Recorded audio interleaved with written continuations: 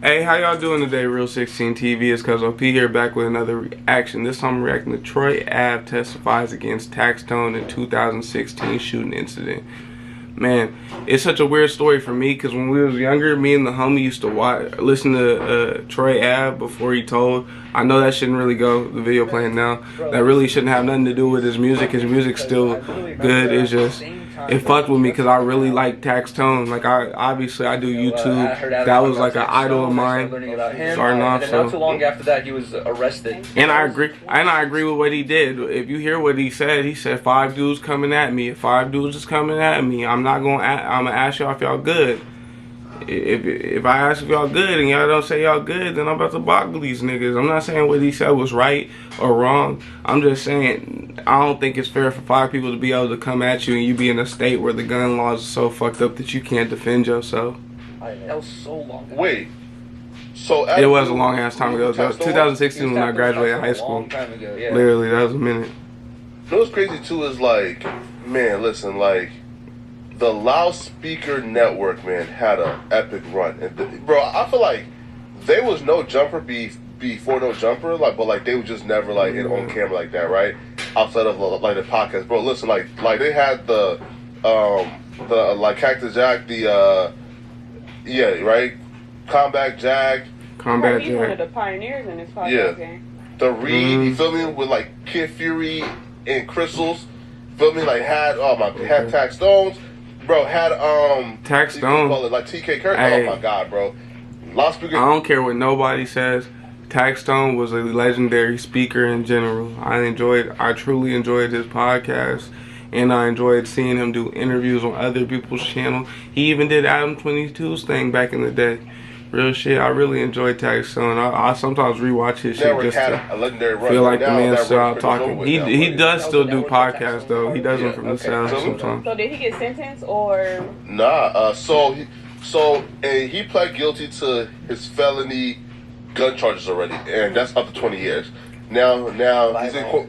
Yeah, right. So now he's in court now for this murder, and Troy Ave took the stand and testified that that he walked in.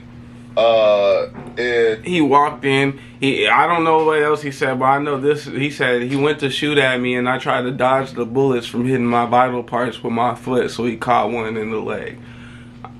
Yeah, and if I remember correctly, his friend got shot too. Out, and he began to wrestle the gun out, and Taxstone shot twice, shot him in his legs, and then Taxstone shot his bodyguard, but then he was able to wrestle the gun away from taxstone, and then once taxstone was like running away, he began to bust at taxstone and miss taxstone and hit two other people, and that's why Troy Ave had to testify, because even though he was a victim, and he still shot 2 other people while trying to shoot. Exactly though. That's not. Look, I'm not saying that he shouldn't have got off, but he told to get out of his situation. He didn't tell like, oh, this is I'm just a regular ass citizen that was having a regular day and shit like that. He was involved in some bullshit, and then I don't know. I need to hear more. Did Taxstone walk up and ask for it? Because the way he told the story is like they asked for it from him, which would make him the defender, and Troy Ave just telling, and Taxstone's holding it down like a G, because that's how he felt he grew. The person that died is who shot the person that died? Taxstone. Yeah. Allegedly. And this is Troy Ave's boy. Yeah. Bodyguard. Allegedly for everything I said too, because obviously I wouldn't really fucking know. Charged with that murder at first. Initially, right? yeah, initially. And then and he beat it though, but then he got charged with attempted murder and gun charges, right? And this happened in New York, right? Yeah, where it's in a public club. I think they get in trouble for the bullets in New York. Almost like it's fucking the UK. Yeah, listen, like when I seen him snitch, and here's my whole thing, man, regarding this, man. I can respect somebody. Like, I wonder how many years you get for having a chop and he ain't like these other like gang rappers and and like gangsters, right? Who told us, listen, man, I ain't never gonna snitch. You feel me? I ain't never gonna tell. And he told us. Correction. He actually, before I was a fan of Troy Ave from the it's all about the motherfucking money to the if you a hater then I'm shitting on you. Doop. Look, I just showed you I'm a real fan. I ain't heard that shit in years, you know what I'm saying? But literally, I just want to throw out there, Up until then, he made it very clear he was Mr. Coke Millionaire, BSB the gang. Like, he was doing all that shit, you know, at XXL. He made it very clear that that's not the type of nigga that he was. Unless he was looking up the Alpo this whole time, we had no idea. But what I'm saying is, that's not fair to say that that man was not trying to not be that until now. He was. And then when it got time to tell, he made it very clear that this is what I'm doing and I'm proud to do it. Which, to be fair, that is a whole code switch, and you can't get mad at him. You can't really get mad at a nigga that does a complete code switch. Like, you know what I mean? Like, if they're one way and then they dabble another way and then they go, fuck it, I'm going all the way that way so I don't look crazy. You can't get mad because it's like you would look crazy trying to still look cool to us after code switching. You know what I mean? Now I don't like you, I'm ruthless. There ain't no rules to this shit. So if you told me that beforehand and you tell, I got to applaud you. And then, bro, think about it, bro. Like, I'm a civilian, right? Bro, like, why do I care that somebody snitched? Because, again, like, what's the worst that can happen if snitching becomes a norm? That more niggas who commit crimes is off the streets? Relax, Batman. Right? Like, right? Like, why do us as civilians, right, Yuri? Like, why do we pretend like we give a fuck about the snitching shit? Honestly, I see what you're saying. You're right, but I've also I think that everybody. I don't think the snitching thing is just a problem for people that aren't criminal. Well, people that are criminals. I think everybody looks at it kind of like you an unhonorable person. Like, yeah, I'm not on that type of time, but I mean, I guess that's a drastic version. But it's like, yeah, even if I'm not on that type of time or whatever, I still think you're not the best human being or whatever, because your willingness to change up on your friends. Like, that easily, without like a thought, it just went that quick. Like, that's crazy. I don't know. I just can't get behind nobody that's willing to flip on anybody. So once I hear you do that, it's kind of hard for me to even listen to your music. Areas where, like, you know, because of and I was a fan of Trey Ave. Like, I probably should play it because it's not bad. It's just that rules a lot. Only one fucking squeaking. Bruh, like, they're gonna either chase you out of that area or they're gonna do something very, you know, harsh to you. Like, or you might be hella paid in that poor area from PD. No, I'm just saying that, like, you know, like, when you're in certain areas, like, bro, if something happens, all the neighbors usually don't tell because they know if I say something, I'm gonna get some bullets through my fucking window tomorrow. You know what I mean? Like, so people usually sometimes don't tell because they have no other option. Like, you're fine right now. You have the financial safety net to live in the area that you choose to live in, and then talk about these things. Where some people, they don't have that option. And they're just stuck in these situations. There's actually a psychology study about this that I learned in school. I don't know if it's called like a syndrome or something, but basically it was a movie about it, and these were not people in the hood. These were like white people in a nice area where they witnessed a murder happen. Everybody, and it's probably like I forgot what it's called too. She's right. It's basically like this though. It's like you'll start doing stuff because other people are doing it. So if one person goes, nah, I didn't see nothing, and everybody hears that motherfucker say, nah, I didn't see nothing, everybody else is more likely to fall in line. Like Domino's, I ain't see nothing either. But I don't know how true it would be to see a murder in public, because there's also another study about like seeing people in uniform. And certain people, when they see people in uniform, like doctors, police officers, firemen, they automatically give them the role of the lead because their position automatically seems over the position that they're in.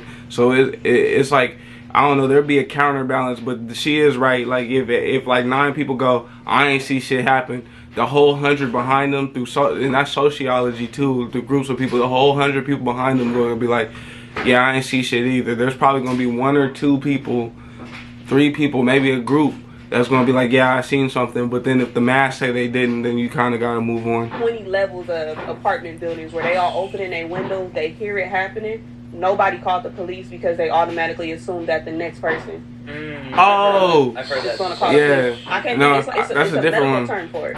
That's a different one. She got me there. That is a different one. When you have the assumption that somebody else is going to be the one that's going to do it before you, or somebody else will say like, I don't need to do it, bro, going to do it. It's going to be okay. And then you know when you see a movie where people was like dying or whatever, and they be like, somebody call, and then like nobody calls because they assuming somebody else is gonna do it, so they don't want to be the first one to do it. I don't know what it is exactly, but that's something that just doesn't. Yeah, it just doesn't exist within. I do that too. Our Honestly. neighborhood. Yeah. If I hear some crazy noise outside, like I'm thinking, like, am I gonna call the cops? Now, some probably already called the cops. Oh, it's an emergency. But there's multiple syndromes that can affect that, which is She's the one interesting. with the blunt, man. She's the one with the blunt, man. So, Bystander Riley effect. Yes. is the boss. The bystander effect. right? See, It's but a- I thought mine. It's a whole movie about it. Hold on. Oh? I was pretty sure mine was the bystander effect too. I'm not saying that hers is wrong, but I feel like those are parts to the same effect because there's more to the bystander effect than just. Oh, that's a thing. One principle. Bystander effect. Yes. Yeah. Yeah. This is a real The thing. first presence of other people creates a position of responsibility because there are individuals don't feel as much pressure to take action. Listen, if something crazy is happening to like Gina in front of me, I'm not gonna pull out my phone and fucking record it. I'm gonna do my due diligence for the homegirl, but I mean The all my bystander neighbors, effect I mean, came out. I'm sure the camera shit where people are recording is a whole Yeah. new effect Oh, now. almost Because the crashed bystander out. effect was out before cameras. So I bet that whole like I'm gonna record instead of take a picture. That's how it'd be a whole different psychology thing. It sounded Because- like it's. Huh? Did you You for call? sure call the police. I'm not calling the police. But I felt compelled to do something because it was a couple. So it was a guy and a girl No, getting exactly. into it. And my sister had a situation and Yeah. she died from that. That's fine. Yeah. So I'm like, damn, should I go do something? See, like I'm gonna go to help, but somebody else gotta call the police. So like, it just depends on what's going on. If motherfuckers are shooting in the street, I'm not catching a free bullet for somebody else. I'm gonna stay my ass back. But if somebody just straight up like beating up on their girl or some shit, like using the situation that she's saying, obviously I'm gonna go try to.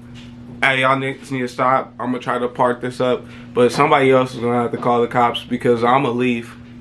One time, one of my friends was beating on this girl. No bullshit. I must have left the house as soon as that nigga started. Like, this is about to sound bad. I must have left this is a long time ago. I left the house as soon as that nigga started. I must have told my girl or whatever. My girl goes, and I quote, she said, "Please go back and save her." I go, "Why? That shit don't got nothing to do with me." She like, "Nah, go back." So I ain't gonna lie, it just depends on who it is with me. Cause if it's somebody I fuck with, I'm gonna be like, I trust that he not gonna go that far, and I'll just dip. But that doesn't mean he won't or will. I don't fucking know. I try to stay out of my Shit, closest you know, but people's it's like you insert yourself in some conflict unless they about to go to jail. You could become the victim, you know? But that's the end of the screen recording. That was a pretty good video to me. I liked it. Go ahead and like, subscribe, and share. Continue to fuck with me. I appreciate y'all watching. Bye.